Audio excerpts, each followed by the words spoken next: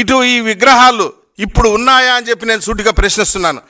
ఈ విగ్రహాలు ఉన్నాయా లేదా అని మనం పరీక్షించడానికి కానీ పరిశీలించడానికి కానీ ఆయన ఏదో సూపర్ స్వామి అంటారు కదా వైవి సుబ్బారెడ్డిని.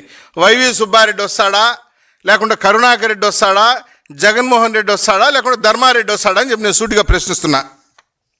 వచ్చి చూడడానికి సిద్ధమేనా? మీకు ఎవరిచ్చారు ఈ యొక్క విగ్రహాల్ని, ఈ యొక్క గోపురాన్ని ధ్వంసం చేసే అధికారం? కోట్లాది మంది హిందూ భక్తుల మనోభావాన్ని నువ్వు గాయపరచలేదా? 900 సంవత్సరాల క్రితం శ్రీ రామానుజాచార్యుల వారు ఎంతో భక్తి శ్రద్ధతో నిర్మించినటువంటి దేవాలయం. ఈ దేవాలయం కట్టడానికే 17 సంవత్సరాలు పట్టింది.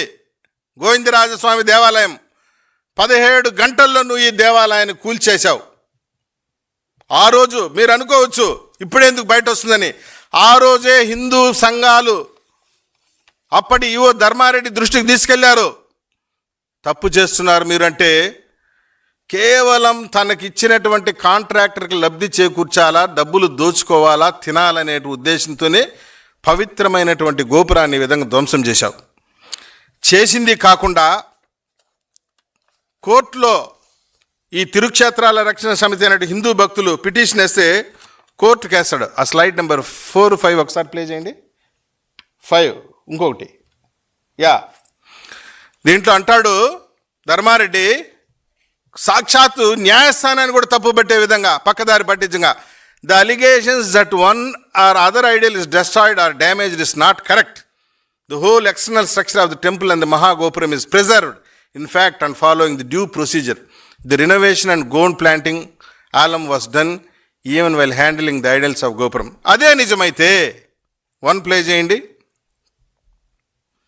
ఇవన్నీ ఎక్కడికి పోయినాయి? నువ్వు చెప్తున్నావు కదా కోర్టుకి, ఏది డిస్ట్రక్ట్ చేయలేదు, ఏది ధ్వంసం చేయలేదని చెప్పావు కదా ధర్మారెడ్డి, ఏది చేయలేదని చెప్పేసి ధ్వంసం చేయలేదని చెప్పావు కదా వైవి సుబ్బారెడ్డి. మరి దీని పరిస్థితి ఏంది ఒకసారి చెప్పు. ఉన్నాయా ఈరోజు అన్ని ఆ గోపురాలు? 2nd and 3rd ప్లే చేయండి. ఉన్నాయా? చూద్దామా? పోయి వచ్చి పరిశీలించడానికి దమ్ము ధైర్యం ఉందా?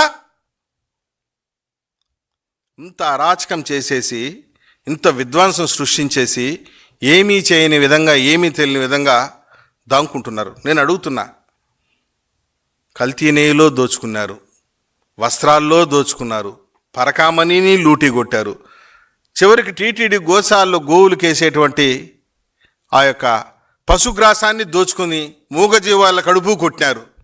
ఒకటా మీరు చేసింది? చివరికి సాక్షాత్తు గోవిందరాజస్వామి దేవాలయాన్ని కూడా ధ్వంసం చేసి దేవాలయం యొక్క బంగారు తాపడం పనుల్లో 50 కేజీల బంగారు కొట్టేస్తారా? ఇంతకన్నా గజ దొంగలు, బందిపోటు దొంగలున్నాయి మీకన్నా. కేవలం పత్రికలలో వచ్చినట్టు 100 కేజీల బంగారు టీటీడీ ట్రెజరీ నుండి డ్రా చేసి దాంట్లో 50 కేజీలు బంగారు తాపడం వేసి మిగతా 50 కేజీలు స్వాహా చేసేశారు. కేవలం 9 లేయర్స్ ఆఫ్ బంగారు కోటింగ్ ఇవ్వవలసి ఉండగా 2 కోటింగ్లు మాత్రం వేసి మిగతా బంగారాన్ని అంతా దోచుకున్నారు అని మాత్రం మనం పత్రికలో చదువుకున్నాం.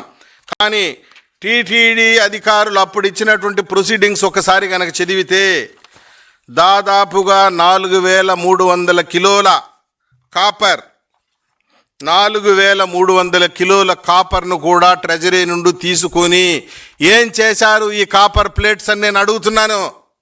ఎక్కడ దాచారు? ఎంత వేశారు? ఎంత దోచారు? ఎంత దాచారు? 4300 కేజీల కాపర్ తీసుకొని ఎంత గోపురం పైన అమర్చారు? ఎంత దాచారు? ఎంత దోచారు? నేను సూటిగా ప్రశ్నిస్తున్నా. ఇంతే కాకుండా ఆ రోజు హిందూ సంఘాలు ధర్మారెడ్డి దృష్టికి, విజిలెన్స్ అధికారుల దృష్టికి తీసుకెళ్లారు. సాక్షాత్తు ఆనాటి ప్రధాన అర్చకుడే మీ దృష్టికి తీసుకొచ్చాడు. సార్, ధ్వంసమైపోతుంది దేవాలయం, ఆగమ శాస్త్ర విరుద్ధం మీరు చేస్తున్న పనులు, కోట్లాది మంది హిందూ భక్తులకు తెలిస్తే వాళ్ళు రగిలిపోతారు, ఈ దురాగతాన్ని, ఈ దౌర్జన్యాన్ని, ఈ దమనకాండని ఆపండి అని చెప్పి హిందూ సంఘాలు మీకు చెప్పారు.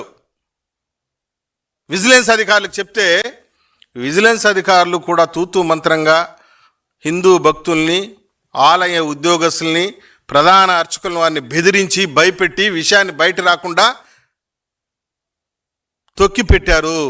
ఈరోజు మీ పాపాలు పండింది. ఒక్కొక్క పాపాల పుట్ట బద్దలే వస్తూ ఉంది. మీరు అనుకున్నారు వెంకటేశ్వర స్వామి కన్ను మూసుకొని ఉన్నాడు, మనం ఏమి చేసినా అడగడు, ఆయన కనిపించడం లేదని. ఈరోజు పాలకులు మారారు, పాలన మారింది, పరిపాలన మారింది. ఒక్కొక్కరుగా ఫిర్యాదులు తీసుకొచ్చి ఆధారాలతో సహా మన ముందు పెడుతున్నారు. Please subscribe to Leo news for more videos.